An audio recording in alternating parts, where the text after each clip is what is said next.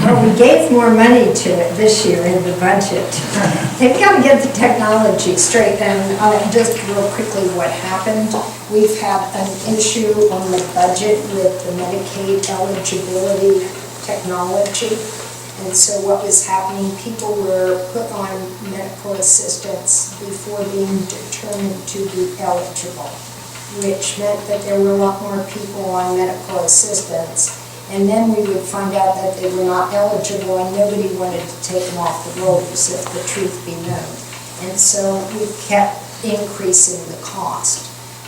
Some of us thought instead of taking all the federal dollars, we needed to phase it in and do the Medicaid, get the Medicaid system stable with the technology, with the eligibility, then expand the folks that were in primary adult care into medical assistance, because they're the sickest folks who need the care, both in hospital and outpatient.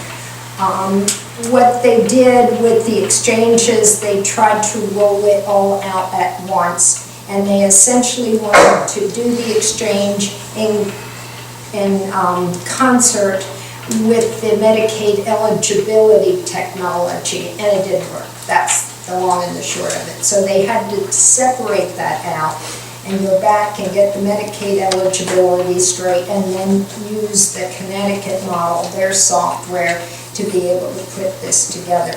There are some very good things about what Maryland is doing. There are some very not so good things that will need remedy in this legislative session coming up. Well, I would like to tell everybody a little bit about Obamacare. Obamacare was, well, it's got that name, but Obamacare is based on an idea that was created by the American Enterprise Institute, which is the think tank, basically, for the Grand Old Party in Washington. And it was first instituted in Massachusetts. But this is an idea of the Republican Party. And our good president, he passed legislation that would provide, the goal was to provide adequate, affordable health care for more Americans. And I think we all support that. I certainly support that. So Obamacare has gotten the name, it's been ridiculed a lot.